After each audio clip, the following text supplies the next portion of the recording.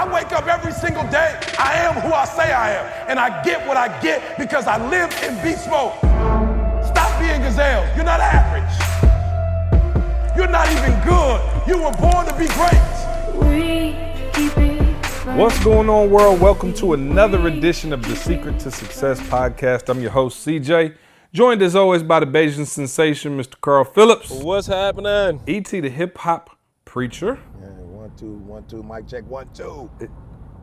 Oh man, I thought you were gonna bust a little freestyle. They for not us. ready though. They don't know that I did a hip hop, a couple bars on a Christian album back in the day. I gotta try to find that for you. See, they don't know. Is there any truth to the myth that you were the first Eazy-E? Well, second. No doubt, man. And today, man, y'all know, first of all, y'all know we don't really do guests. Like, I think we've had, and Josh is not a guest, Josh is family. Glenn is really not a guest because Glenn is family. But today we have another guest who is like family as well. And I'll be honest, one of the reasons that you guys are probably listening to this podcast right now, you guys know when we first started out, he and I were doing, I don't even know if you could call it a podcast. It was like a talking blog. Every once in a while, like once every 6 months, we'd just jump on the mic and do something. But we actually wanted to get serious about the podcast, man. And this gentleman, you know, who we've known for a while was like, yo, y'all got to get real with it. Let me show you the ropes. Let me show you how to do it. And he came with some information that just helped take our podcast to a whole nother level. And so we knew it wouldn't be long before we got him on our podcast. He's been on his podcast several times. And the gentleman that I'm referring to is Mr. Sean Stevens. Drum roll. If you don't know Sean, if you don't know Sean, you should. He's the best-selling author and creator of the Model Health Show, featured as the #1 health podcast on iTunes with over 1 million listener downloads every month. He graduated from the University of Missouri, St. Louis, and is an entrepreneur. He's been featured in Men's Health magazine, ESPN, CNN. Look, should I keep going, Sean, or do I? Let me know. Let me know when you feel like you've got your appropriate just due, my brother. That's good. Does that sound all right?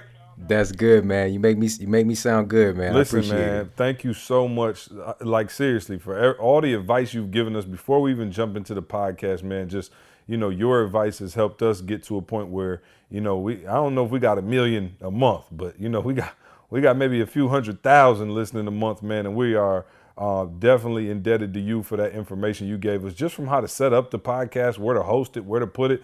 You know, you were instrumental in that, man. So I appreciate it. You know, a lot of times when people can see themselves as competition or something like that, they don't want to share the secrets. And man, you came right off the cuff and were like, hey guys, if you want to do it, here's how you do it. So say what, E? The secret sauce. I didn't know we was gonna have to chop. Yeah, the secret sauce. I didn't know we was gonna have to chop the onions up so small though. See. No doubt. Absolutely. So listen, man, Sean, here at Secret to Success podcast, we got a segment we do called Am I Tripping Or?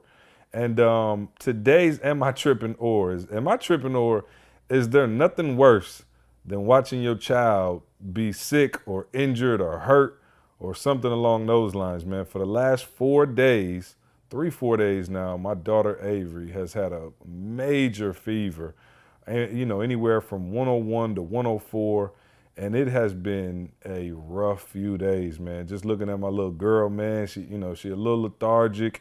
You know, we took her in. Doc was like, look, she's got a virus. She's fighting it off. You know, the doctors always make you feel like nothing wrong. Like, go home, you're fine. I'm like, man, something is wrong. But I know Carl can understand my pain of when your child is going through. I'm right there with you. Oh man, like seriously, like I'm not trying to be funny, but like my spirit's been down the last few days. Like I've been like really struggling because, you know, just to watch this little girl and, she's red and, you know what I mean? She's hot. She's not feeling well. She's super clingy. And, you know, Avery is, man, she is like the most playful little girl in the world. She's always smiling, always happy. And for the last 3-4 days, man, she's just been going through it. And this really, put a damper on my mood a little bit, man. So am I tripping, or literally is there nothing worse than watching your child go through it? Well, hey, I'll just go right there and let you know it's the worst in the world. Both kids, man. Jordan, Jesse broke their arms. Y'all know that. We talked about that. And I'm watching these kids. My daughter, she's a little more, resilient than my son. But with both of them, man, like they had the flu a couple of weeks ago. I couldn't even work. See, like I literally sat with my man, and we don't let them watch TV like that. I promise, we watch TV all day. I just sat holding my man, Right. and it's hard. It's hard. I'm a softie. Y'all call me soft, whatever, but it's tough for me, man. Yeah, man. I mean, I totally agree. Yeah. It can be heartbreaking, man. But anything that we all know about our kids is that they're little smugglers, man. You know, being in school and just being out in the world, you know, they're going to pick up things here or there, viruses, bacterial infections. But the human body is so resilient. You know, I think a big part of that suffering is from us just watching our kids not being themselves. But that develops that quality in us as well, man, to be strong for them. And, you know, just knowing that those kids are going to bounce back, you know. But I know it's tough during the moment, man, but of course she's gonna be all right. You make a good point, Sean, because you talk about resiliency. I remember when my son started daycare, you know, he would get sick every now and then, and I promise you, now he's been in the daycare 3 years, and boy, I mean, Trey get hit by a truck, get up like, I'm good, you know what I mean? So, you know, I know it's good for her, but, you know, my daughter, man, you know, that's my little princess, man. It does just break your heart, man. But, you know, I know that you guys have going through it whole nine. And so, you know, I feel confident in knowing that, you know, it won't last long. So for sure, man. Sean, man. So I got so many questions, man. Of course, I read the book Sleep Smarter, which, you know, I want to definitely get into that. I want to get into some of the entrepreneurial side of what you're doing. I got some health and fitness questions for you. You are like the guru on all these things. But first, I want to start with, you know, because we have a lot of people who listen to us who actually want to start podcasting, right? We get a lot of emails from people. You know, one of the most frequently asked questions we get is, you know, how did you guys decide to start the podcast? I want to start a podcast. Where should I start? What should I do?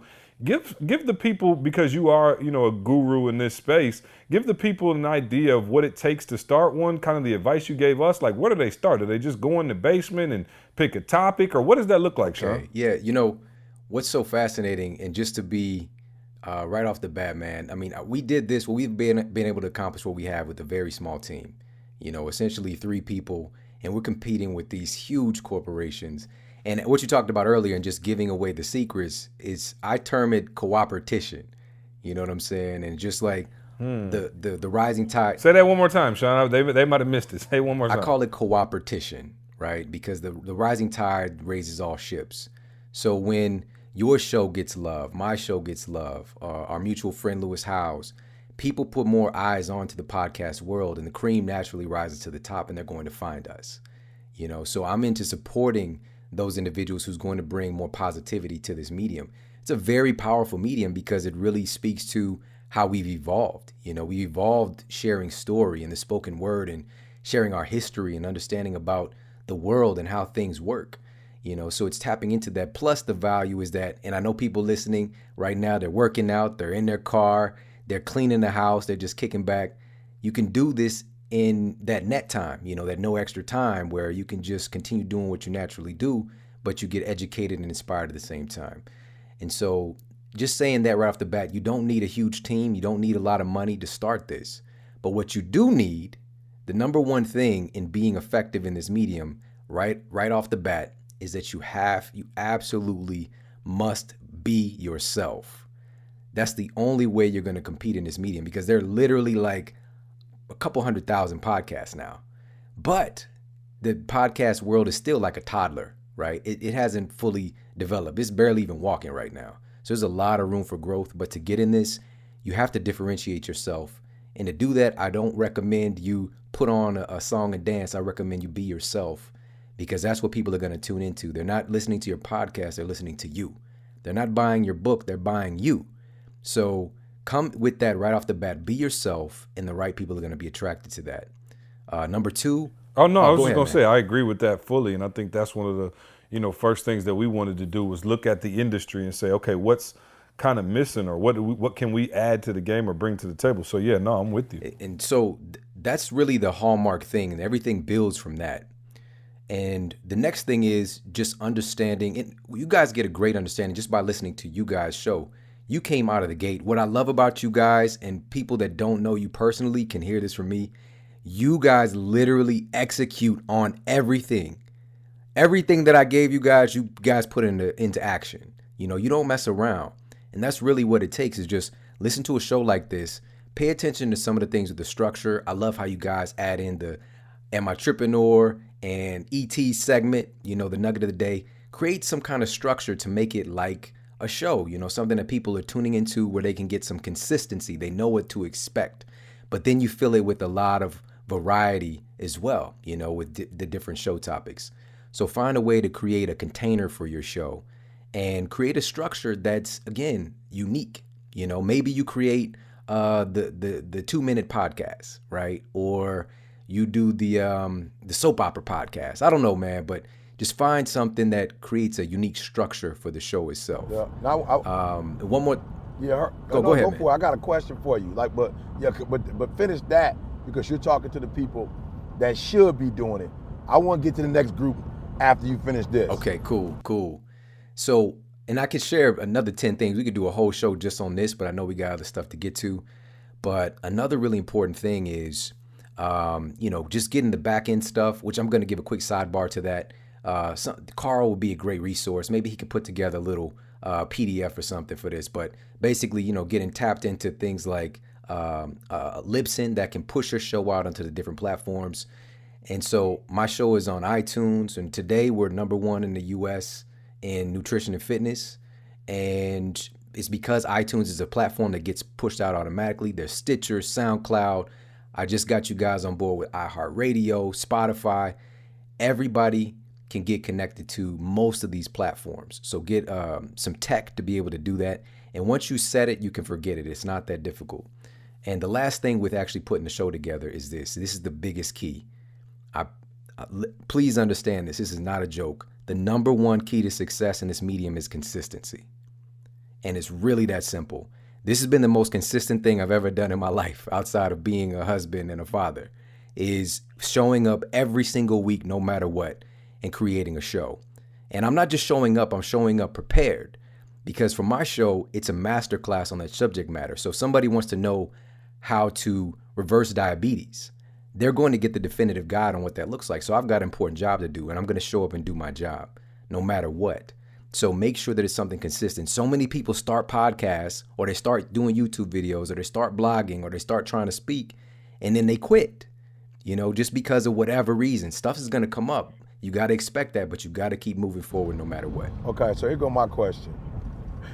And for everybody that's listening, what I'm saying, especially those of you, in the world of faith, I'm not trying to be disrespectful, but Sean, you from St. Louis, you in St. Louis, we're in Detroit. It's a church on every corner. And because there's no law or no rules or nothing, anybody could just, and again, I'm not saying I'm an authority on who should start one and who shouldn't, but it's just man, sometimes it's wow, there's no sacredness in it. Everybody's doing it. And I just feel like that's where we're going with podcasts now.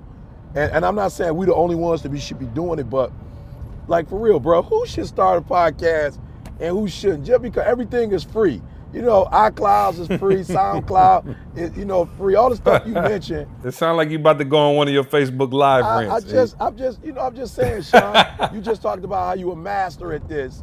You talked about how we took the information, whatever. Just because you can't doesn't mean you should. Talk to us. Yeah, just because you can doesn't mean you should.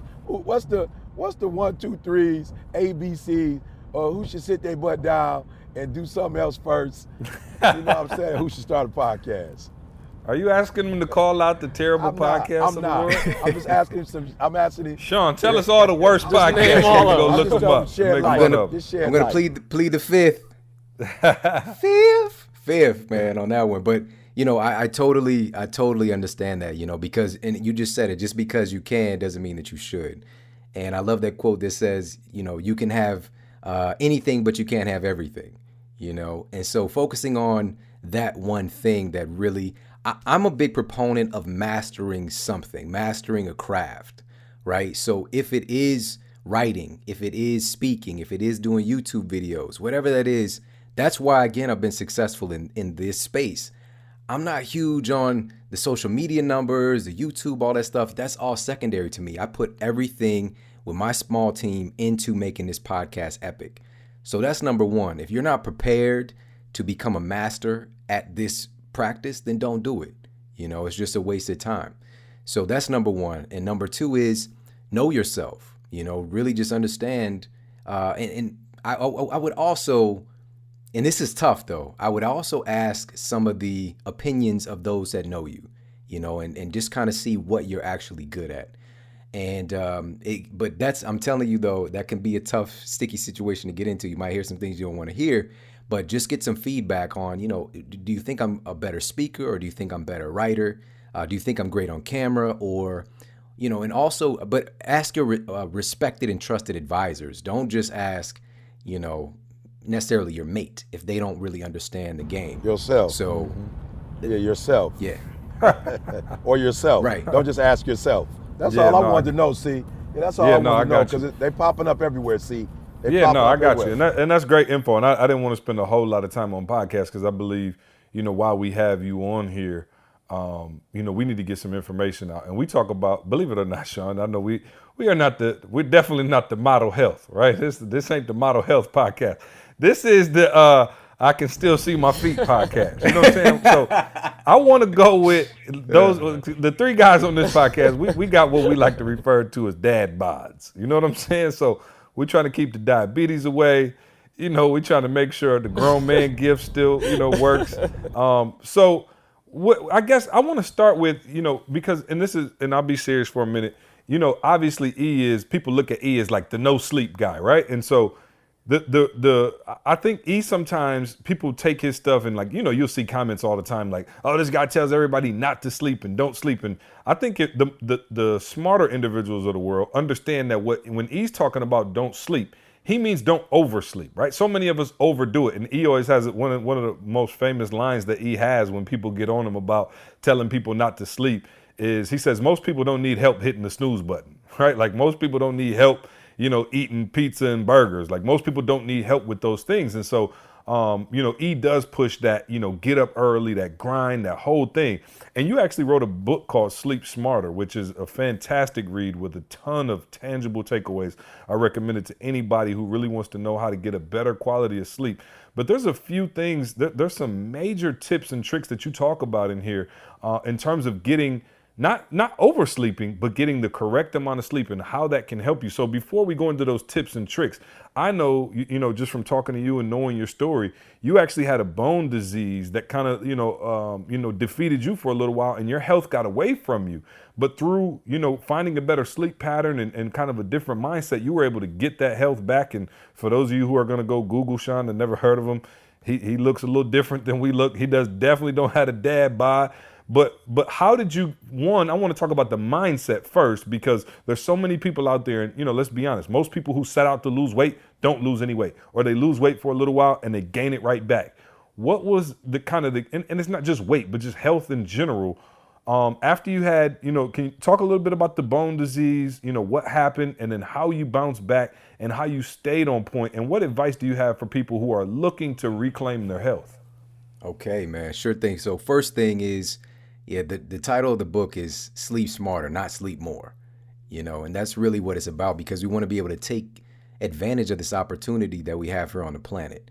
But we also want to show up as the best version of ourselves to be able to do it. And I was definitely not the best version of myself about 17 years ago. And, for people who know anything about like the NFL Combine and numbers, things like that, when I was 15 in high school, I was 15 years old, I ran a 4.5 40-yard dash. Things were looking good for me. Schools were looking at me, but something kind of tragic happened. And this is when I was 16, and I was in a time trial at track practice doing a 200-meter sprint. And as I was coming off the curve onto the straightaway, my hip broke.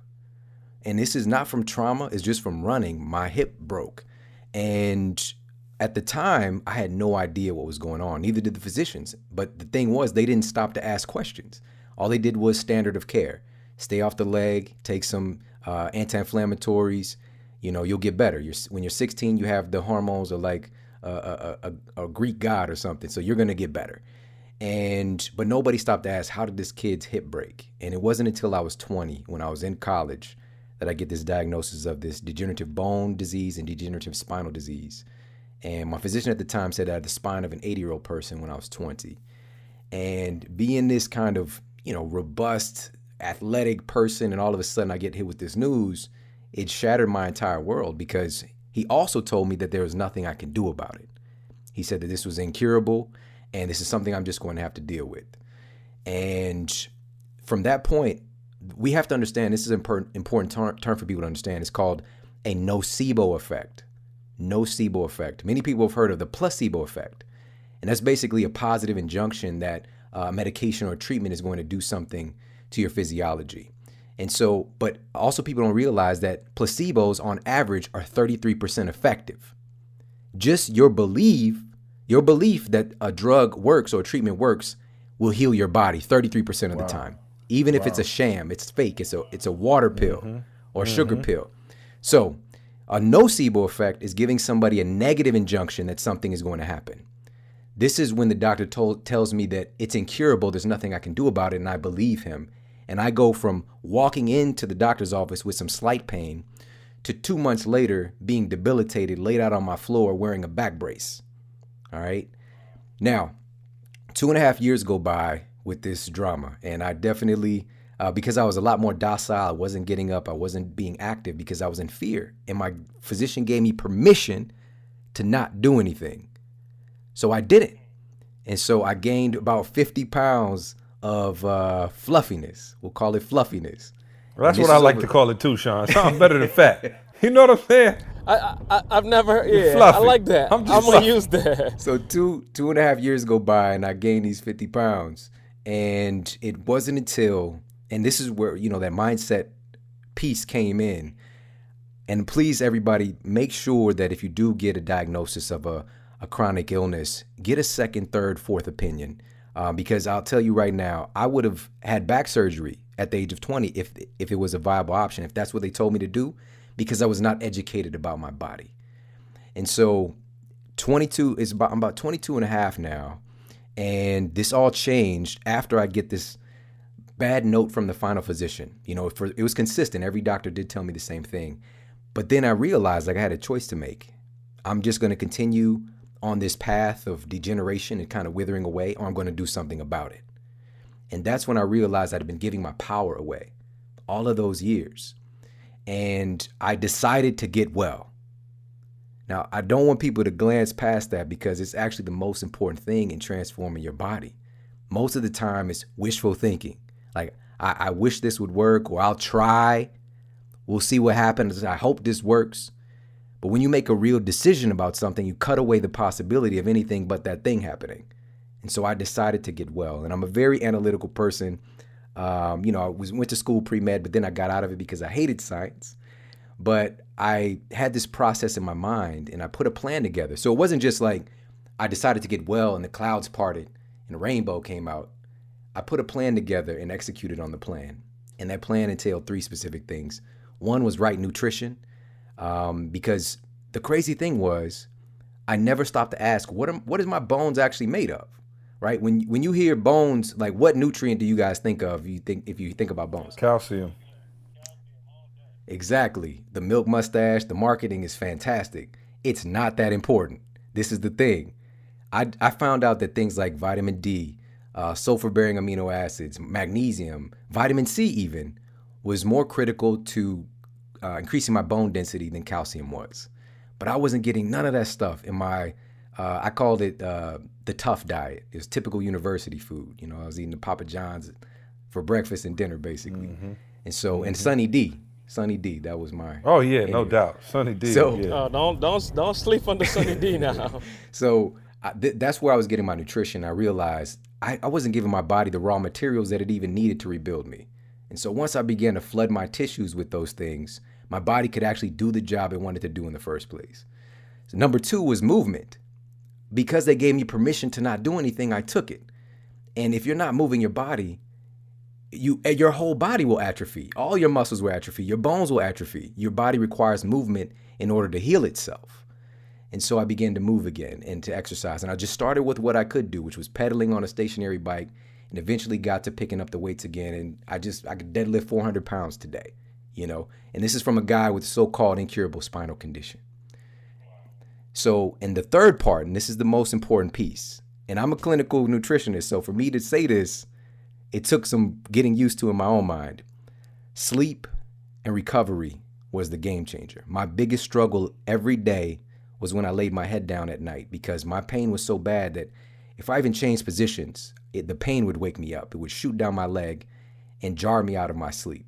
So I was like terrified to sleep, man. So I had a little chemical cocktail, my prescription medication, my over-the-counter Tylenol PM, Celebrex, to kind of put me out. And then my waking hours, because it was pseudo sleep, I was like a zombie when I woke up.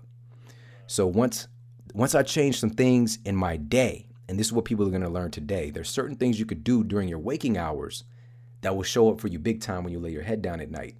And once my sleep got dialed in, it's like the floodgates open. You know, over the course of 6 weeks, I lost 28 pounds. The pain I've been experiencing every single day of my life for 2.5 years was gone. And it wasn't until about 9 months later I got a scan done and I regenerated the tissue that they said was impossible. My 2 herniated discs had retracted on their own, and I was better than I had ever been. And they said it was So you're impossible. like the Terminator, or Predator or something. Just replacing tissue and all kind of stuff. Wow. But that's what your body does, man. Your body knows what to do. Yeah, that's crazy. And I think the first thing that I hope people heard was you had to educate yourself. I think that's a problem for most of us. Like, we don't, like, for real, somebody just told you milk was good for your bones, so you drank a whole lot of milk and didn't even know that there was other things on the horizon. So I think, you said it, you have to be educated about what the best policies are. Now, you mentioned, the things that we can do, I guess, to kind of prepare for sleep. So talk to us about, for real, how does deep. diet affect our sleep? Deep. How do you know what I mean? Talk us through a couple of those things. Okay, the first thing to understand is that food isn't just food, it's information. And every single bite of food that you consume elicits certain programs, certain genes get expressed, and certain genes become dormant. So I think a good tie here, real talk, everybody, regardless of what they want to do with their business or things of that nature or relationships, everybody wants to look good, right? We're not waking up in the morning like, you know what? I want to look ugly today. Nobody's doing that. So I'm going to tie this to something more visceral. Recently discovered there's this, quote, fat gene, right? And there's actually many, but the main one is called this FTO gene, right? FTO gene. And this fat gene it's an epigenetic influenced gene. So that means if you have this gene, which the majority of us do, it can be dormant, which means it's not active, or it can be expressed. And so that expression depends on several lifestyle factors. Food is one of the big ones. So literally, it's not about calories. I'm going to count these calories. If you're eating 300 calories of cookies versus 300 calories of broccoli, this gene is going to get expressed based on that decision. It's not about the calories. Calories do matter, but not as much as the quality of those calories. So it's really important to understand that. And so tying that in with sleep, this is very, very profound and something that this is one of my favorite chapters in the book. I talked about fixing your gut to fix your sleep. So you guys everybody's heard about melatonin, right? It's this quote, sleep hormone. So people are like really fascinated when they find this out. We think about this melatonin or sleep kind of being something in our head. We unconsciously think this, but there's 400 times more melatonin in your gut than in your brain. So what you put into your gut influences your melatonin a lot, just to kind of get right to the point. And so it makes sense. Eating real food is critical because those are the things that the gut bacteria and your cells that line your gastrointestinal tract have evolved having. So, but in comes a Twinkie and it can throw off that system. It can throw off that communication, and I'm not trying to bash Twinkies. If it was a zombie apocalypse or something, Twinkie would be all good. There's a space for everything. But in this context, on a consistent basis, you want to eat real food. And so real food, just real quick, so we know what you mean, because like I said, people need to be educated. When you say real food, now E is an avid consumer of Chick-fil-A, Chipotle, and Cheesecake Factory, the 3 C's. Now, where does that go in the diet spectrum?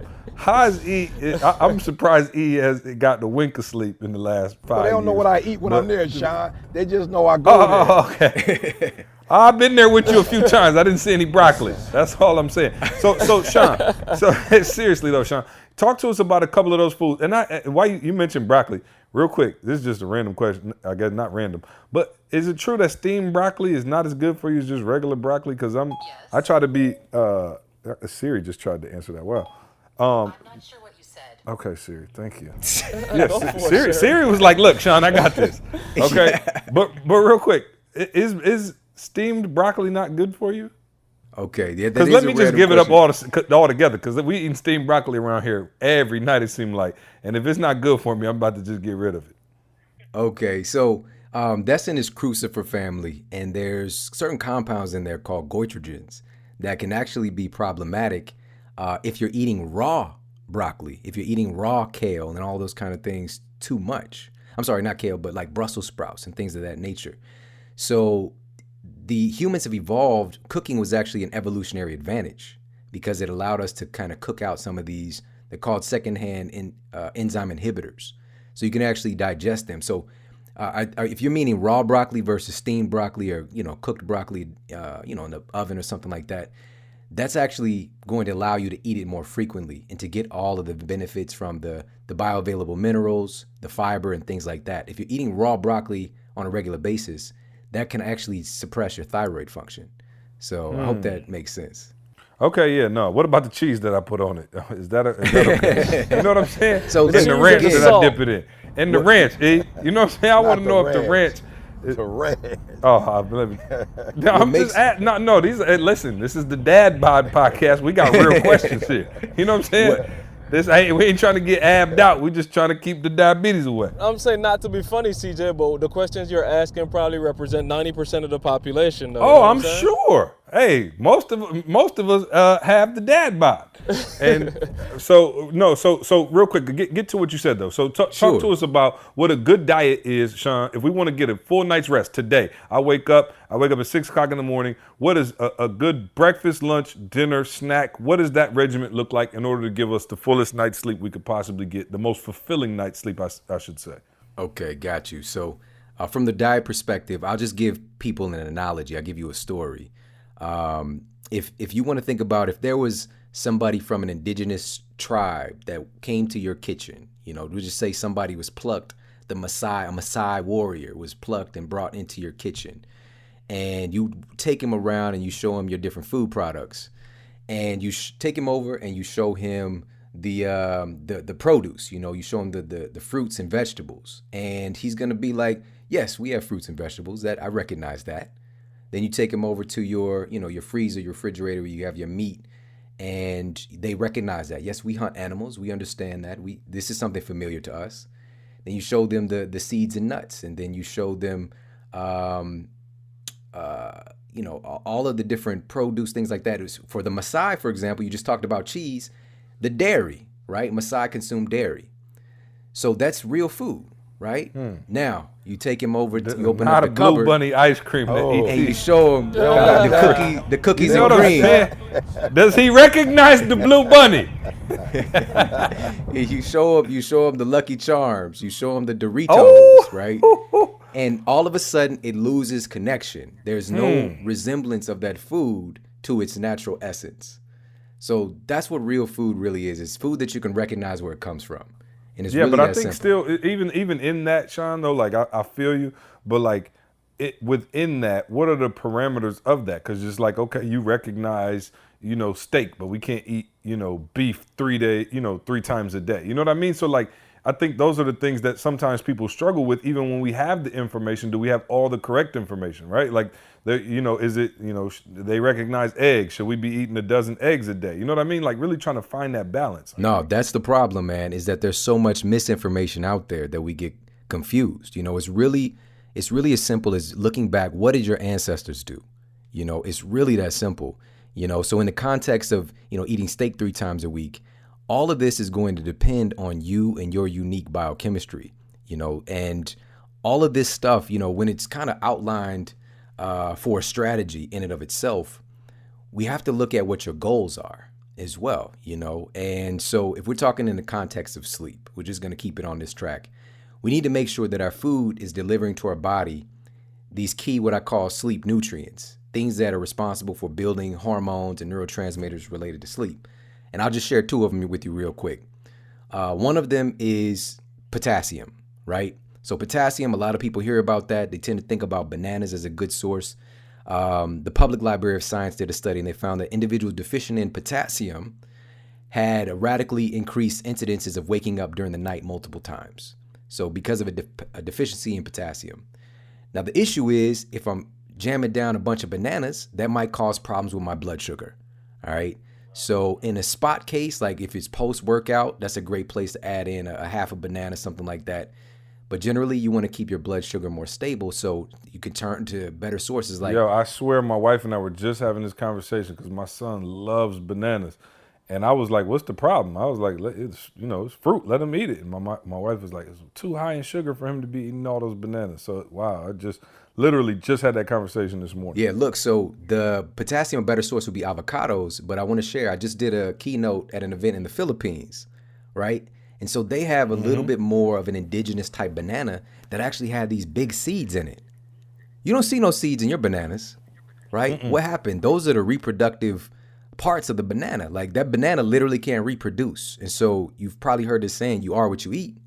You don't want to eat stuff that can't reproduce, right? So we want to be more mindful of that. No, you don't. You don't. But you can use it in a spot case. What made me so good at what I do, man, is that everything still has its place. I didn't say don't eat the banana. I said, in a spot case, post-workout, half a banana, throw that into your shake, that kind of thing. But we don't want to rely on these foods that have been mutated by man so heavily. So help me out, Sean. I mean, like literally, you go to the grocery store now, and so I want to know, so here's my big question: like, how do I start today to get healthy? Like, just give me the point blank things that I need to do, that are easy, because I don't want to start a habit that I can't keep.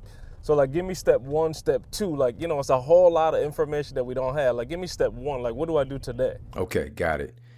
So I know that there's a lot of different contexts for people. There's vegan diets, there's vegetarian diets, there's paleo diets, there's Atkins diets. There's all these different diet frameworks, but I'm just going to keep it. Seafood diet. The seafood, I see it and I eat it.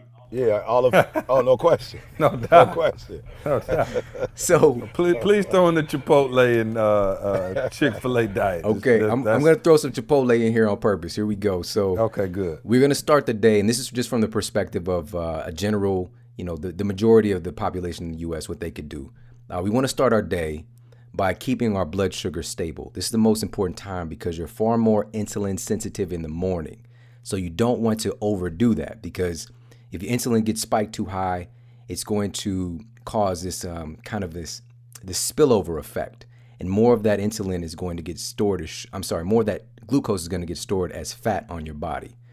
So what we want to do is keep that insulin down in the morning. What we do traditionally is have cereal or have oatmeal, things like that.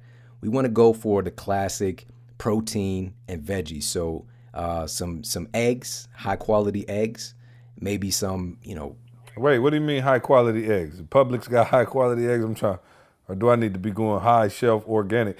And that's another. Remind me to get to that too. My wife buys organic everything. I'm not buying it, but you know what I'm saying? It's just an extra $4 on the price tag. We'll get to that later. Don't answer that now because I'm gonna throw you off track. But what do you mean by high quality eggs? No. I'll just give you one piece of a nugget for that, which is it's not just you are what you eat. It's you are what you ate. Okay.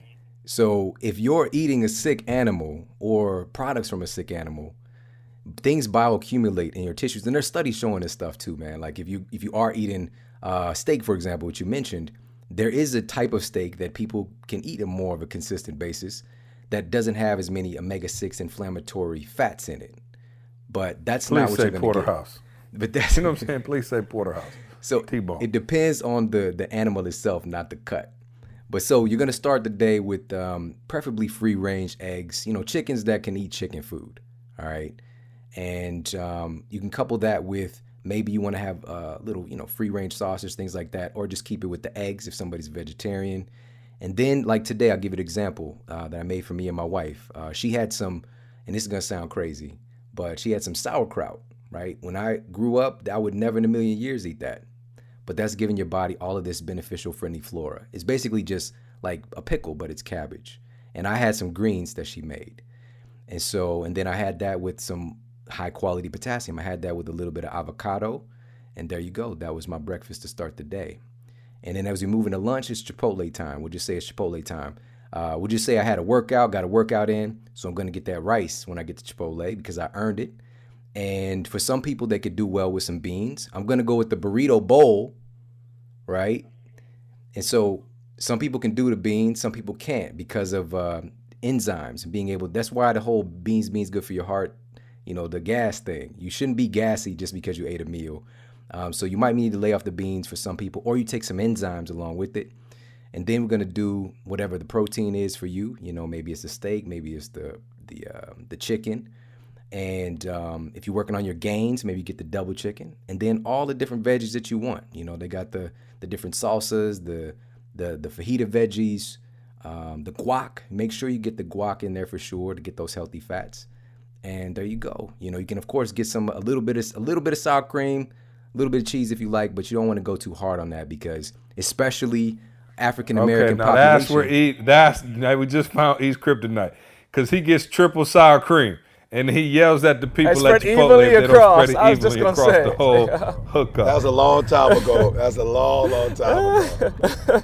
No, Sean, I'm talking about he almost got arrested on 5 occasions about choking out the Chipotle man because he tried to just dab a little sour cream right in the middle of his burrito and he did not spread it evenly. This is back in the day. It used to be this a back, major about cause 7, 8 of years ago, Sean, when I was eating burritos.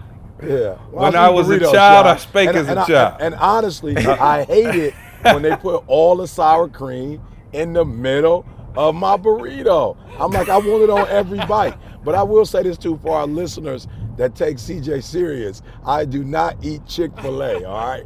I do not eat Chick-fil-A because I want y'all out there thinking you can eat Chick-fil-A and get away with it. What do you mean you don't eat Chick-fil-A? I'll probably eat a Chick-fil-A sandwich about. I was just with you. We had Chick-fil-A. Not often. We had Okay, that often. Hey, he forgot 2 words. Not okay, often. all right. No, and I'm just saying. You don't eat it every I'm just saying. day. I'm being honest. I might eat it once a month, and that's just for those people who are listening. Cause Sean's on, so I'm not. He's a health person, so I'm not. You know what I'm saying? If it was just me and C. Sean, I wouldn't care. But I literally stopped eating the burrito, Sean, just because of the bread. And I do the bowl because, for real, the bread, like you said, if you had that individual going through your kitchen or going through your, your diet, that floury whatever is not something that they would produce. So absolutely. But can we go back real quick though? I want to go back to this breakfast of sauerkraut and avocado. Okay, now you just killed me with that. See, and I think that's us fluffy people, that's the part that we have the trouble with. You feel me? The fluffiness does not agree with, I'm just going to eat avocado and sauerkraut for breakfast because guess what? I eat that at 8 o'clock. I'm hungry at 8:15, Sean. So how can I get something that's going to stick? Because, okay, I'm saying I understand I can't do the pancakes and the waffles and all of that every morning. I get it. But I'm saying, you talking about avocado and sauerkraut, and then you was like, boom, and there's breakfast. And I'm saying, what about when I get in the car and I'm 15 minutes away and my stomach is pounding? You got to give me something better for breakfast. Yeah, so this is a great thing. I just gave you the example from today. Then, first of all, is understand, I promise you will not. Okay, so you didn't start off like this. I'm just making sure. Okay. Because somebody who eating Breakfast Club right now, they can't just go to that avocado and sauerkraut. I'm going to say, don't put Breakfast Club you and even Sean say in the that? same episode. You just messed the whole thing up, see? You just messed me up. I'm ready for some grits right now.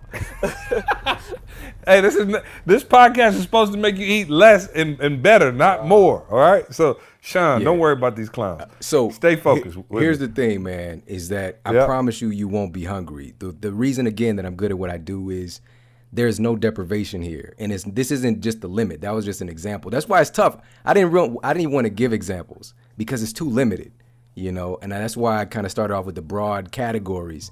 There's so much more. So give us the fluffiest breakfast we can have. And oh man, all right. Let me give it to you then, man. Yeah, all right. Give me the fluffiest. Don't start us there. You just started us on like Jane Fonda. You know what I'm saying? Dick Gregory status. All right. Like, just give us something fluffy, but still, we still gonna live. All right. How about the pumpkin waffles? How about that? Now you're talking my language. Okay, all right. So I heard the W word. What it really boils down to for all of us is simply upgrading our ingredients. All right, we can still have a lot of the same things that we've grown accustomed to because that's what it really is. We seek in food is familiarity and a certain feeling tone and emotion that's tied to it as well. But we want to upgrade those ingredients. So in the pumpkin waffle, we say pumpkin pancakes. We're gonna use some real, organic canned pumpkin and mix that into the batter. Or we could even use sweet potato. We can make some sweet potato pancakes. But for the flour, we're gonna use like coconut flour. So we're not gonna get that glycemic response. And they will taste just as good, if not better, because you're using real food and real ingredients. And, of course, mixing some cinnamon, maybe some almond butter, or you can use real milk. But again, that depends on you and your unique metabolism, your digestion, if you can handle that. Because especially African-American individuals tend to be more lactose intolerant. And that just means we don't produce enough of an enzyme or any of a lactase. Oh, is that what that is? I was wondering why black people don't drink milk. It's so funny. I'm half white, half black. All my white cousins drink milk. I'm talking about full glasses. We come in from playing hoop. They drinking milk. I'm like, what are y'all doing? I got the black side, unfortunately, with that. But none of my black family would ever, like, if they eat more than 2 bowls of cereal, I'm talking about clear the room. So it's actually something scientific as to why. I just thought it was a myth. You know what I'm saying? But it's actually scientific. Black folk are more prone to be lactose intolerant. Wow. Thank you for clearing that up. No problem, man. Yeah, no problem. Sean, and taste, because you talked about the coconut flour and the pumpkins, and you said that actually tastes better. I just want to know, tastes better to who? Because he likes Bisquick. You know what I'm saying? Oh, yeah. He likes Bisquick. Oh, man. I mean, You know what I'm saying? I've got some of the most, like, I'm talking about like the top chefs who've helped to make recipes and, all the different guests that I've had on the show with their recipe books, man. I mean, this is coming from somebody. Let me tell you this. I didn't eat a salad until I was 25 years old. That was the first time I ate a salad in my life. All right. I grew up on the McDonald's diet. I grew up on the drive-through diet. So for me to say that I'm eating some greens in the morning with breakfast, it has to be good. I don't play around, man. Like, I don't think that you should have to suffer to be healthy. Like, suffering does not equal health. Like, that doesn't even make sense. Right. It's pleasure is really the guiding force. And so, like, those greens my wife made, they're the best greens I've ever had in my life. Like, they're that good, and then added to the mix, like I just gave a simple, and I didn't complete the recipe, but with the pancakes, the pumpkin pancakes. Here's another key, though, is that we want to add in some protein powder, right? You can get you some, chocolate protein or some vanilla protein, whatever you like, but upgrade the quality. Give yourself some more so that, because what really makes people hungry is when their sugar crashes. Like, you get that spike from eating the IHOP pancakes. Then you're going to be hungry again 2 hours later. Many of the people I know, and I've done this work myself in experimentation, it's hard. It is really hard for me to eat enough food now. And I'm all about keeping my gains, but I have to work. I have to actually put effort into eating more because I'm just not hungry, because I'm giving my cells what they actually need. And what your cells actually need, the two main categories, number one is fat, high quality fat. And fats have been vilified because of lexicon, the name. It's a matter of semantics, not the food itself, because we think fat in food equals fat on our body. And that's two different things. That's like saying if I eat a blueberry, I'm going to turn blue. It doesn't work like that biochemically. It really should be called proteins, carbohydrates, and lipids, or proteins, carbohydrates, and energy, right? So we don't get it twisted. There are, of course, certain types of fat that are not that great for you. Certain So trans fat is the new healthy. Fat is the new black, or not. Ooh, I like that. I like that. So I got you. So I got a question. I'm feeling See, you. I got it. Yeah, go for it. Go for it. I gotta get out in about 3 minutes, Sean. My wife and I have a 3:30 appointment. I gotta ask you something though, like, and I'm for real. Like, and maybe I'm wrong, but like during the time that I'm at home, especially with my wife's condition, I really try to, do the right thing, but not like for real overdo it. You know what I'm saying? It's like I said, no fast food, no French fries, But I think from what you're saying for breakfast, I think I'm making a serious error, because what I do is I juice in the morning, and then I, of course, hit the lunch like you say, and then dinner, man. I probably don't do, like, after 6. I try not to eat, and I don't do a real good job in terms of dinner. Or I'll do Chipotle and I'll split it up and eat some of it for lunch and eat a small portion for dinner.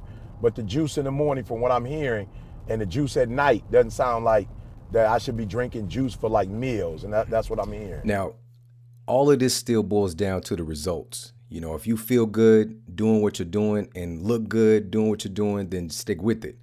But for the general population, you know, kind of getting that potential issue, and it depends on what you're juicing as well. You know, some people, they need to make a green juice and not a straight up fruit juice with a piece of celery in it. But just how it's mismanaging your blood sugar, you know, I'm a big fan of juicing, but I would mix that in to maybe replace a snack, you know, something like that. And just to keep that blood sugar stable, especially in the morning. But I think it's a great idea. And also, I got to say this, man, is that a lot of people don't realize you're doing something exceptionally well, because it's not the fact that you get up at 3 o'clock in the morning, but you also are generally going to bed before a lot of these other people are going to bed, so that you can get in. And what you're doing, and I talked with him before, everybody, but he was getting what I call money time sleep. And so the research is showing that sleep between the hours of specifically 10 p.m. and 2 o'clock a.m. is the most beneficial anabolic phase that you can be in, as far as getting the most human growth hormone secretion, highest melatonin secretion, normalization of cortisol. So he's been doing this and getting more sleep hours in less time because he's sleeping during those hours, you know? And so that's just one of the things that people can leverage. Absolutely. When they're working to sleep smarter and not sleep more. Yeah, and I got one more thing, because what C is saying is for real. Like, for real, we are not trying to be bodybuilders. You know what I'm saying? For real. But the other thing, Sean, that I didn't say, and I haven't said it on the podcast, you know, and C kind of alluded to it in terms of tying our shoes. But the thing that I said I was going to work on in 2017 was the abdominal area, like the gut. I know that a lot of diseases come from, you know what I'm saying, not having that gut, you know, in shape and in order. And I've really been working on, not necessarily the sit-ups haven't been as strong as like the push-ups, but the eating at a certain time, what I'm eating, and just really trying to keep that flat. And that could be a rumor, you know better than me, but they said for real, a lot of diseases, a lot of sicknesses, you know, even snoring, sleep apnea, a lot of that comes from, you know, that gut area. Can you speak to the dude that ain't necessarily trying to be in the weight room, but to keep certain cancers and other sicknesses away? How important is it, man, to keep that gut as flat as possible? Okay, that's a great question. Now, the stomach area itself, this is something that I would measure as people are coming into my clinic. I wouldn't have them get on a scale. I would measure their waist circumference, because the waist circumference, if somebody's carrying around a lot of extra weight, especially around their waist, it's a classic sign of insulin resistance, right? And so that's one of the kind of hallmark things of diabetes. And I could even break that disease down forwards and backwards and how it works and how to reverse it. But the point is, number one, it's a classic sign of that. The other thing is, what is it, right? That's not subcutaneous fat. So that's not like skin fat. With the gut, with the belly that people tend to carry around, it's actually visceral fat. It's something called visceral fat. So that means there's a lot more fat around your organs, right? There's more fat around your liver. There's more fat around your heart even, right? So there's a lot more visceral fat that you're carrying around, not necessarily like around your heart, like it's squeezing your heart, anything like that, but you're just carrying more fat inside, coating your internal organs, all right? So that's important to understand. So, and the visceral fat is the most deadly kind of fat because it functions more like another organ. It's basically like you have a second set of ovaries, all right? And specifically for men too. You have ovaries if you're carrying around more gut because of this. And so listen to this. Don't tell me I'm about to get pregnant, Sean. Don't tell me. Nah, I can't handle this. This is too much. So here's why I say this is that visceral fat functions more like an endocrine organ of a woman because it produces more estrogen, right? And so we get into a state called estrogen dominance, and your testosterone will go down as well. And so that's why it's so important to target. And real talk, I'm being straight with you guys. You know, when people see my podcast icon and that kind of thing, and they see, you know, the videos and things like that, I hardly ever do any ab work. So how is that possible that I can have a 6-pack or 8-pack and I'm not doing ab work like that? And it's because Please tell me quickly, Sean. Tell me quick. And it's because of simply targeting just having a little bit lower body fat. And that's from doing compound movements, the squats and the push-ups like you mentioned, the chest press, things like that. So compound movements, but also I'm doing my cardio in a really smart way. And a lot of people today, and I've been talking about this for 10 years, man, but they know about high intensity interval training, right? So HIIT, HIIT. So I actually talked with the scientist who's in the lab taking muscle biopsies and testing people to see how does this compare to doing traditional cardio, where you're doing an hour on the treadmill or on the bike. And so here's what he found out, and this blew my mind. I couldn't believe it, man. So they took individuals, one group, and they had them to train for 5 days a week, doing 45 to 60 minutes of cardio a day, 5 days a week. And just say on average, it's 270 minutes of exercise a week. Another group, they had them to train doing high intensity intervals. So they had them sprint on the bike, go as fast as they can for 30 seconds, then rest for 4 minutes, 4.5 minutes actually. And basically they're barely even moving. So that equated to be about 10 minutes total exercise where they're sprinting for the week. All right. And then there's the rest time in between. But that, even compared to the other group, it's 1/3 of the amount of time of that 270 minutes. So here's what they found over the course of the study. And it was either 4 or 6 weeks long. At the end of the study, the people who exercised 1/3 of the time in 10 minutes of total hard exercise lost the same amount of fat. They had the same increase in mitochondria, which is this muscle indicator. Basically, you're producing more energy in your body. And they had the same increase in their aerobic fitness, right? This is the biggest argument for people doing exercise. They don't have enough time. I promise you do. I promise you do. It's just how you're doing it. So here's the only problem. Yeah, not problem, but I think here's the thing that is tough about that is, a lot of us, as you get older, Sean, that high intensity is tough on your body, right? So whereas somebody can say, yo, I could go walk around the neighborhood for an hour, a couple, if I got an interval sprint here and there, I wake up the next morning, my leg, my ankle, you know what I mean? So like talk us through how to prepare for that. Because one of my friends actually was the one that first told me about this high interval training, exactly what you're talking about. And he was like, yo, you don't need to spend an hour on the treadmill. Like, you really don't. You can name that tune in 20, 30 minutes. And, one of the things that I found was just like, yo, okay, I got you. But like sprinting like that or, going hard for those times, like it can start to lead to some aches and pains that you're not used to. So walk us through how to build up to something like that where we can do that high, intensity work and not kill ourselves. Okay, for sure, man. And let me say this first is that the research indicates very clearly, and, again, talking to the top scientists in the world in the subject matter, even interval walking is far better for your metabolism and your ability to burn fat and calories by simply changing the pace of your walking, where maybe you walk fast for 60 seconds and then you kind of reel it back in and walk a little bit more moderate pace for 2 minutes. You know what I'm saying? Just that, because your body, it's not natural to just go at one pace the whole time. Your body gets adapted. That's the key. So, and then we move to the high intensity interval training. Now we have to understand, we have to take a global perspective now. We have to look at this from a meta perspective.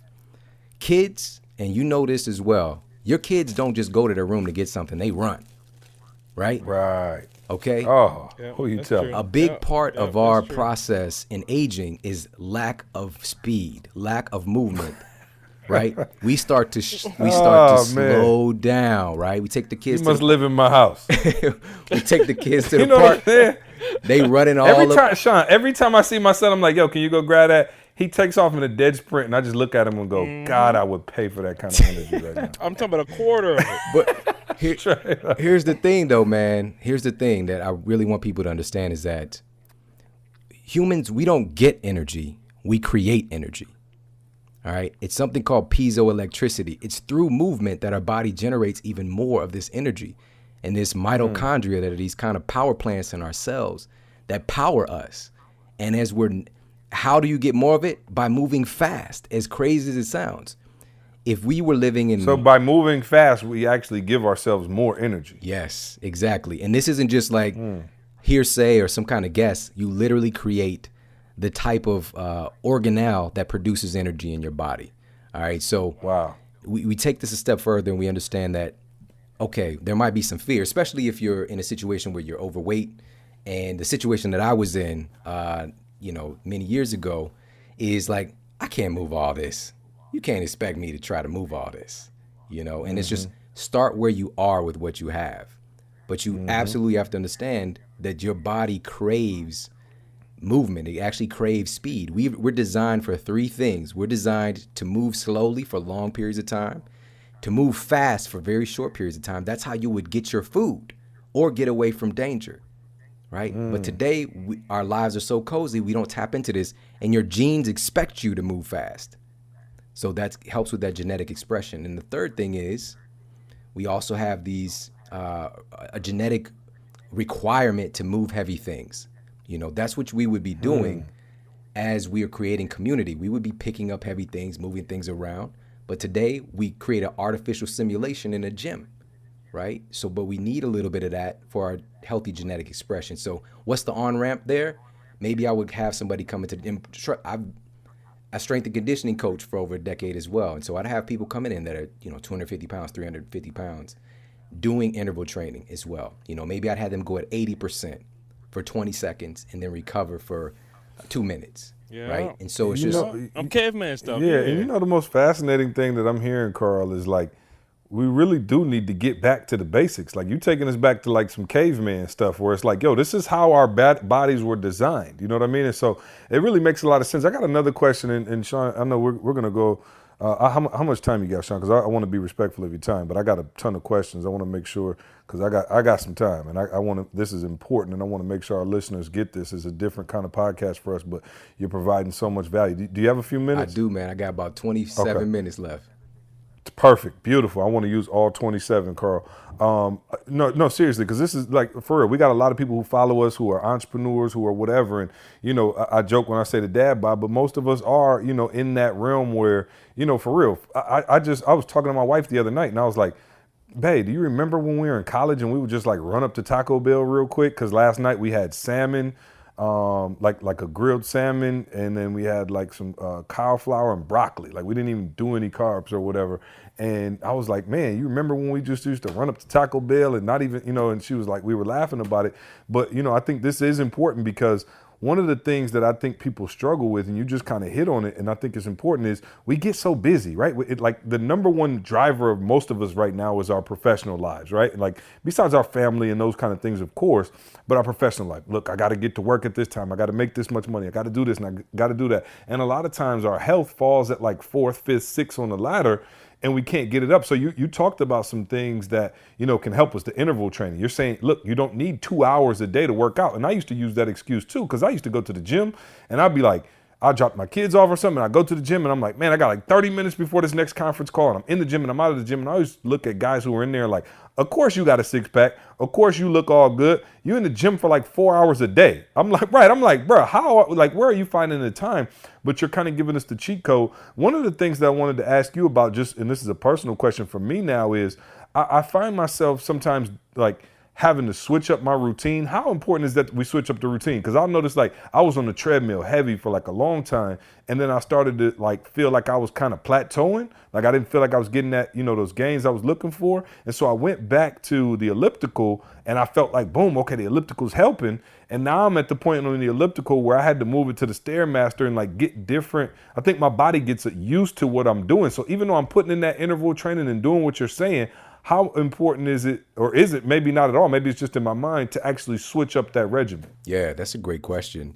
Our bodies, the number one driving force of our design is to adapt, right? So our bodies are always constantly looking for being able to put things on auto mode and just overcome that stressor so that it doesn't have to feel like it's a stressor anymore. That's what its whole drive is to do. So it's absolutely essential if you're going to trigger your body to grow and to develop. And so that doesn't mean necessarily growing like big muscles. That means to grow in health is that you definitely need to change up the stimuli for sure. It's just like anything in life, whether it's business or anything else. If we become complacent, our bodies, and that's a big reason people do a lot of cardio too, man, to be real, is that it's mindless, right? It's mindless activity. And so you can just kind of set it and forget it. And I actually just shared this study the other day. Crazy thing, man, since you mentioned the elliptical. There was a recent study that found that the elliptical actually overestimates the amount of calories you burn by about 42%. All right. It's aligned. Our machines are lying to us, man. And so, Are you serious? 42% I'm serious. though? I'm serious, man. And people, anything that I That's say, why I'm still fluffy, Carl. anything that I say, That 1,000 calories you Right. burnt was really 250. anything that I say, man, people can, of course, go to Dr. Google and check it out, man. Just type in, I believe that there's a consolidated Dr. Google. version of that study is in Shape magazine. So people just type in Shape and then cardio machine lie or something like that. It'll come up. You'll find it. So let me. So that makes sense. So we got to switch it up so for sure. That let makes me sense. add, well, I got you. I'm Go saying for it, we've Carl. gone like a couple of different pieces, Sean. I think you kind of hit it, but I really want to now. I want to now kind of go into, okay, so we do all this. We eat a little better. You know what I mean? We start moving our bodies again. Now talk to me about what that looks like in my performance, because of course I know ultimately it's a yes. it's a mind thing, literally. And I wanted to ask you this when you started, because you were just saying like the news you got literally like it debilitated you. You know what I'm saying? At least for a period of time. But somewhere in your mind, you know what I'm saying? Again, I just want to speak to the power of the mind. Like we all kind of talk about how deep it is, and we don't know the full capability of the mind and all that. But you got a machine that's working at its optimum, or at least you're progressing to optimum. What does that look like now when you get up in the morning and you get how does your family life change? How does your work life change? Like, yeah, speak to that for me.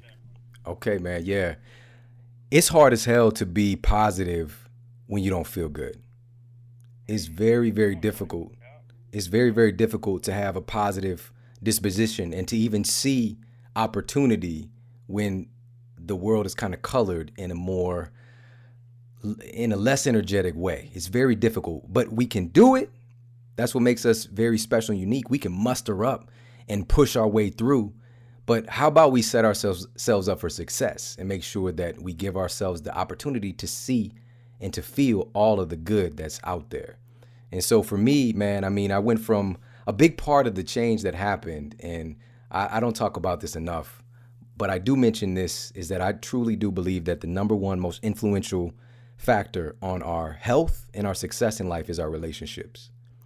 And when I was going through this situation with my spine all those years ago, my relationships were terrible, man. And, my wife knows, but I mean, I was the worst, man. I was the worst. Just with the different girls, and I was in college, that kind of thing. It was terrible, man. And I was really disrespecting myself, let alone the women that I was grown man gifts with, right? Is that right? Is that how you say it? So. Mm-hmm. Yeah. You got it. The T-shirts will be out for Christmas. And so a big part of that healing process was understanding my value and how I had been devaluing myself, because it's like a goal. There's like a societal underpinning for, especially in our community as men, to be that person who is, vanquishing a lot of women and having all these different relationships. It's something that is looked up to. And this is why I love what you guys do, because you represent something different, something better. Because we're looking at, the Instagram celebrity with all these different girls and all this stuff. And I see that and I think about the girl, like, where's your love? Where's your family? And it's because hurt people, man. And we don't really understand that what we're doing and how we're raising our kids is a huge influence on how they're interacting. So today, to get to the point, my relationship is the example for my kids. So my two sons stay with me in my house still. I have a 16-year-old son and a 5-year-old son. And I love my wife so much. She's my best friend. She's the reason that I am who I am, really. But it hasn't always been that way. And it was, again, more difficult in the beginning when I was trying to sort myself out. And I really hope that more people realize that, especially the people listening who aren't in a relationship, to come into the relationship as a whole, right? You come into it complete, so you don't have this Jerry Maguire idea that somebody's going to complete you, and so that you're not coming in with a deficiency, and so that relationship is amazing. And what we did was, the biggest key I'll share with you guys is understanding the other person's driving force, right? So my wife's number one driving force is certainty. My number one driving force most of the time is growth, right? So those two things are going to hit in not a good way, right? Because I'm taking risk, I'm pushing the envelope, I'm looking for security. Growth. Right. And so I had to pay attention to that. I couldn't be making all these moves and bouncing around and doing these different things until I made her feel like she is good. She's not just good, she is good for the rest of her life, But I mean, you don't have to go that far, but it feels like that. And what happens, this magical thing happens, once her number one driving force is fulfilled, she then became my number one growth pusher, right? She's become the person pushing me out the door, like, go do this. You got this thing coming. This thing just came in. You got to take action on that. You got to do that. I would have never thought that she would be that person, but it's because I worked on myself and helped her to address that number one driving force for her. So, yeah, man. So, yeah. I love it. Yep, love it. Real quick, Sean, because I know we got a limited amount of time, but I want to run through just some of the things, as far as the sleep, because we have a lot of entrepreneurs who listen to the podcast and they grind hard. And I think, just reading through the book, again, pick it up, Sleep Smarter, Sean Stevenson, it's a great read and it'll really help you. And a lot of the stuff I've used because I went through and you really convicted me on some things. So I want to kind of just rapid fire through some of these titles of the chapters and just give us a brief summary of what they can learn. Obviously, they can go through the book and get the whole thing, but I'm going to just pick a few of them. But you said get more sunlight during the day. Yes, Talk so us through that. The big takeaway, kind of a big headline from today's show, there's probably a lot of them, but one of the big headlines is that a great night of sleep starts the moment that you wake up in the morning. And so what I mean by that is every morning you're setting the tone for they're called biological rhythms, and how your body is going to move in and out of phases for sleep and everything that you do. So there was a study that was published in I believe it was the Journal of Innovation Nutrition or something like that. But the study is cited in the book.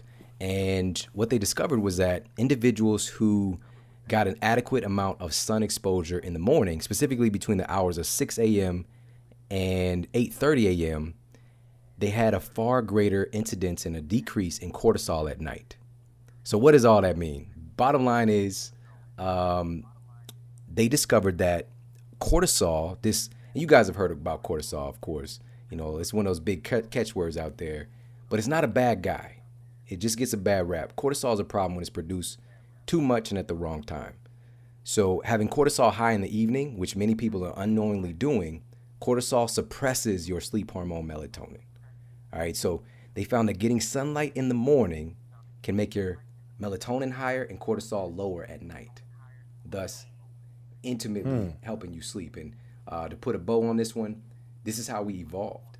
We evolved having exposure to sun, and today we become these going into the cubicle dungeon, and we don't, especially, the African-American community need even more sunlight.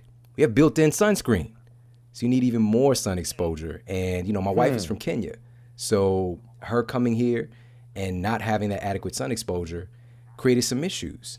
But as soon as she became aware of this and was proactive at doing it, it turned everything around. And last thing really quick is that there are some hacks for this one, because some people will be like, bro, I live in Boston. I was waiting for you. I was waiting for you, bro. I was here sitting waiting for you. I live in Michigan. What am I supposed to do? So what we could do is, number one, there's still opportunity when it's not as cold to get out, because your body it actually builds up when you're in the sun. It can build up a reserve of vitamin D just from being in the sun for a certain amount of time. It's great to get out and travel to, vacation, get some time where you can get some better sun exposure. But there are some light therapy devices that you can utilize. These are clinically proven to be effective. Like there's a light box is used to treat seasonal affective disorder. And it's clinically proven to work. There are also visors, that put this kind of spectrum of light into your eyes. There's earbuds for phototherapy that goes right into your ear canal. But I would rather get the real natural thing. And if anything, guys, make sure that you're at least working in an area that has windows, that light can at least come into the room, because phototherapy is also important just for your vision, your optical receptors. Got it. Love it. This next one really convicted me. Avoid screens before bedtime. Walk us through that, because because I'm gonna be real with you. Here go my problem, Sean. And now my wife doesn't let me, so she's not into it. But like, I always want to fall asleep with the TV on, because when I go to bed, I got so much on my mind from the day that like I'll turn on the game, and even though I'm not gonna watch it and I know I'm gonna fall asleep within like 10 minutes, like it provides a distraction for me. So I always feel like, it helps me fall asleep, because otherwise I'm sitting in the bed, I'm laying there thinking, and then the next thing I know, an hour and a half went by and I'm still just thinking about work or thinking about, what I got to do the next day. So, but you made some interesting points in avoiding the screens before bed. So walk us through. Quick question, man. This brings to mind, I don't know if you guys saw that skit with Wayne Brady when he fell asleep watching that Bobby Brown video. It sounds familiar, but I don't think I've seen it. So his girl was telling him not to fall asleep with the TV on, that kind of thing. And then he went into a dream where he was in a Bobby Brown Every Little Step video with Mike Tyson. Mike Tyson was dancing with him. Yeah. I know exactly what you're talking about. So that's just what I thought about, man. If you showing up in a, in a Lakers jersey or whatever, Oh, no doubt. With the big Every Little Step letter. So this is something, the first manifestation of my book came out. This was about 5 years. I've been pushing this in the culture. And a lot of people know about this now. But I don't think enough do. We still have millions and millions of people that don't know about this. But our biggest issue today, the number one destroyer of sleep quality, is our tech devices. Now, full disclosure, I love my iPhone, love my MacBook. All right. So, but we have a good relationship. We have an understanding. And so Harvard researchers, and these are some pretty smart guys, Harvard researchers confirm that the blue light exposure, the blue light and white light spectrum that's coming from your screens, whether you can see it or not. This is why, and just to give people what do you mean blue light? If you've ever walked past somebody when they're watching the TV or looking at their iPhone in the dark, and it's kind of like they're glowing, like this bluish white light. That glow, right? Yeah. So that's what's happening all the time. And so that, what the Harvard researchers discovered was that blue light exposure suppresses melatonin and increases your cortisol. It suppresses your melatonin so much that every hour you're on your device, it suppresses melatonin for 30 minutes. All right. So if you're watching a 2-hour movie or 2-hour game right before bed, your melatonin, you might go to bed and be physiologically passed out and unconscious, but it's taking away an entire hour of sleep and recovery from your system, because melatonin isn't turning on the recovery programs. This is why it's sleeping smarter. You don't have to sleep more, but just you actually get that hour so you wake up feeling good. And so how long before bed should we stop looking at screens? All right, let's do the light version. We'll do the crystal light version. Just give yourself 30 minutes. Please, right? The fluffy version. 30 minutes will be Let's just incredible. call this the fluffy version. Hey, so you said 30, but then what about, so I know Apple, of course, heard of your research that you mentioned, and of course you saw what they did. They now give the option to turn your screen warmer color, so it's not the bluish light anymore. You can adjust that. Does it matter, or is it 15 minutes because of that? A great marketing technique. Of course. So yeah. The question fluffy is, people. why would a multi-billion-dollar company do something like that? And I'll tell you why. Because they don't want you to turn the phone off. That's also the repercussions, because now things like the World Health Organization has come out and said that shift work, working overnight, is a class 2A carcinogen, right? So it's a cancer-causing agent just being up at night, because it suppresses your melatonin. And melatonin is also, it's not just about sleep, it's a powerful anti-cancer hormone. So if they're messing with that kind of stuff, this could be like a situation where McDonald's is making me fat, so I'm gonna sue them, even though you're making the decision to use it. Wow. So they know where things are going, and we want to be able to, of course, to consume their products. So I love these hacks. So it's called Night Shift, and everybody has it right now. If you don't know, you just swipe your phone up, and it's right there in the tools setting. You set it and forget it, and it's very effective, because here's what those researchers also found, is that the blue light, they compared it to green light exposure of the same luminance.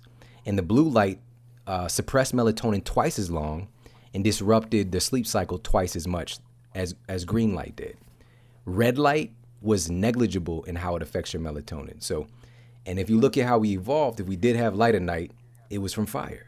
So that was that reddish, orangish color that we are used to. And that's what your screen could do. And by the way, for your laptop, desktop, there's an app called Flux. It's f.lux. I've been using it for about 4 years. I love it. Again, you just click a couple times, set it and forget it on your screen. It pulls out the most troublesome spectrum of light from your screen at night automatically. Wow. And so we got these hacks that we can use. And then if we want to kick back and watch a movie and you really want to go ham with this whole being a sleep master, you get there's blue light blocking glasses that you could put on. There's some cool ones and there's some ugly ones. You could throw them on. Kick back. I feel like I'm on Shark Tank right now. And so, and I've experimented a lot with this stuff, man. But, and it just depends on how hard you want to go. But the best thing, though, is to give yourself a little bit of a screen curfew. 30 minutes is like the bare minimum. An hour is ideal. But it's like, what am I going to do in an hour before bed? There is the problem. We cannot take away something like we love Instagram. We love Facebook. We love YouTube videos. You can't take that away and just sit there and twiddle your thumbs. You're going to get what I call the internet jitters, right? You're going to be tweaking, right? Just let me get one post. Just let me look at one post. Withdraw. Right? And so I got these cheeseburgers. So, but what we want to do is, I caught that, Sean. I knew you would. I knew you would. A lot of them won't catch it. Shout out to all my Minister Society fans. What we want to do is understand that we have to replace it with something of greater or equal value. And that's really the key. So this is a great time for us to actually, this is going to sound crazy, but talk to your spouse, right? You can actually talk to your significant other. This is where you could do some reading. You're kidding. Right. I know it sounds crazy, man. You know what I'm saying? Right. When we start doing that, wow. Hang out with the kids, play some games, read a physical book, listen to a podcast. You don't have to stare at your phone to listen to a podcast or audio book. Or this is a great time for the grown man gifts, right? And I actually wonderful time. I actually did an entire chapter dedicated to how sex impacts your sleep quality and how your sleep quality intimately impacts your sex life as well. So you should have started there with the questions. We try to keep it G-rated, as much as we can. No, I love it, Sean. Real quick, because I want to get through a couple more of these that I have circled. The caffeine curfew, which probably won't be hard for Carl and E because they don't drink coffee, but what time do I have to stop drinking coffee? Okay, full disclosure, I'm a fan of caffeine, but again, it's just how we relate to it. Caffeine is a very powerful nervous system stimulant, and so there was a fascinating study that was done, and what they did was they gave test subjects caffeine at 3 different times and to test their results. And so they gave people caffeine right before they went to bed. They gave them caffeine 3 hours before bed, a different group. And then they gave people, a different group, 6 hours before bed, they gave them caffeine. And even 6 hours out produced measurable disruptions in their sleep quality to the degree that the patients, for example, were sleeping unconscious. They were unconscious for 8 hours, but they only got 7 hours of sleep. It pulled away an entire hour of their sleep quality because of the caffeine being active. And the reason is caffeine. So that's crazy, man. That is insane. I know, right? And go ahead. The reason is what? Caffeine has something, it's called an 8-hour half-life for most people. And so what that means is after 8 hours, half of it's still active in your system. So if you have, a 200 milligram cup of coffee, 8 hours later, 100 is still active. And most people are not having 200, it's probably closer to 4 or 5. All right. And the problem with that is that, and so let me give the solution. Number one, give yourself a little bit of a caffeine curfew. Just get it in the early part of the day. Number two is I would highly recommend, same thing with training, like we talked about earlier. Give yourself a different stimuli because your body gets adapted. You're not getting the same kind of, when you first had that coffee the very first time, it's like you just took the limitless pill, right? It's like, oh, this exists. And then over time, it becomes less and less effective to the degree you need 2. Oh, 3. Sean, not to cut you, Sean, but I promise you, I did mine the first time my brother and I were on this long road trip. He was exhausted. I was like, bet, I'm going to stop at the next gas station, hit me a cup. It was about 2 days later before I slept, bro. I was wired. I'm serious. That junk had me wired, so I get it. I ain't never did it since then. But that junk had me wired. Two days, literally, like my body was still just like spazzing. And some people also, we got to look at our individual metabolism for caffeine. Some people are highly sensitive, and others, they can shorten that time. Their caffeine metabolism, the half-life could be, maybe 6 or 5 hours, So we got to be aware of that component. So I would recommend switching it up a little bit, maybe even changing the caffeine source every now and then, so maybe you switch to green tea for a couple of days, and so that when you actually have the coffee, you get what you want from it, so you don't have to overconsume it. And so there's just a couple of strategies there, because it's not just caffeine, it's also the type. Got you. I want to hit 2 more, and I know we got to go, but just give me 1 second. I'm gonna hit 2 more, and there's so many more principles, guys. There's 21 principles that Sean really walks you through in depth. Pick up the book again, Sleep Smarter. I'm telling you, it is a tremendous read that'll help you get a lot more out of your sleep. For those of you who, you're hearing now, for those of you who say, man, I got, 6 hours of sleep, 7 hours of sleep, and I'm still tired. You may not be getting that full sleep, and Sean teaches you how to get that full sleep. 2 things real quick, Sean. The one thing I thought was actually really interesting was be cool. You talked about the temperature in the room when you sleep. Walk us through that really quick, and then I got one more. Okay, sure. So there's a just like we were talking about with your daughter, earlier about the fever, and there's a myth that we have in our cultures that the human body, and I was taught this in a university setting, 98.6 degrees. That's where it's supposed to live, and that's just not true. Your temperature fluctuates a lot throughout the day, and one of the times that the temperature actually drops is when the sun goes down. And this is a process called thermoregulation. So thermoregulation, your body has a natural drop in the core body temperature to facilitate sleep programs. And the problem is, we can artificially stimulate ourselves by not having a dark cycle and keep our body temperature too high. And we could unknowingly keep the environment too warm. And so what the research shows is that, and I just talked to one of the foremost experts in the world in this subject matter, he recommends between 62 and 68 degrees Fahrenheit for sleeping. Now, for some people, that's going to sound super frosty. And again, I just made it, Sean. My house, my thermostat said it's 67 at night, so I just made it. There you go, man. Perfect. And so you being from a climate where there's going to be a lot more sunshine and warmth. My wife is from Kenya again, so she don't really play around with the cold, but she did a test. Right, she like 62. Have you lost your mind? So we had to come to, and I'm more of a warm body person, so we had to come to an understanding. And what she did, she tested it, and she did find that her sleep quality was far better when it was cold in the room. Her issue was getting out of bed in the morning when it's cold and the covers are so warm. Or getting out the shower in the morning. Lord have mercy. So the hack was I simply just get up before her and go turn the thermostat up. So that makes her, it's something simple as that, man. So that's what we want to target. And if you are somebody who tends to be cold nature, it's usually our extremities. So just wear some warm socks to bed, And there was again, everything that I talk about is based on scientific research, clinically proven stuff. And they took insomniacs these are individuals with chronic sleep issues, and they fitted them with these cooling caps that lowered their temperature just 1 degree. Right, that ran cold water over these caps that they put on their head. And this is so crazy, man. These individuals who have chronic insomnia were able to fall asleep faster than people who didn't have insomnia, and they slept almost as long. All right, simply by getting them a little bit cooler. Just like that saying, cool as the other side of the pillow. It feels good. And so I'm not saying you need to go get a cool cap, but just make the environment a little bit cooler. And it's one of those things that stack conditions in your favor to help you sleep better. Yeah, last thing, and this is one that's important, and you talked about it in the book quite extensively and listed some research principles or some research findings, I should say, and it's, be early to rise. And I know E always talks about he gets up at 3 a.m. A lot of the, most successful people in the world that we hear about, they got this early rise time. And it turns out it's not just by coincidence. There's some actual statistical data and some things to back that up.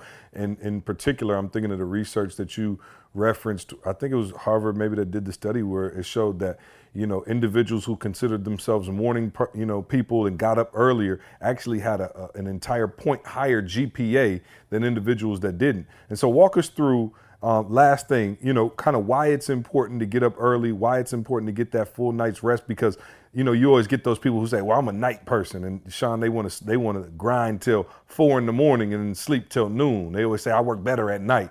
But we're actually not built or wired as human beings, obviously, as we can catch throughout the, the theme of the podcast, going back to, our roots of kind of how we were built to survive. But we're actually built, talk about that circadian rhythm and why getting up in the morning is so important. Okay, you got it, man. So you just said it, there's a lot of ability in our world today to kind of go against our biological rhythms.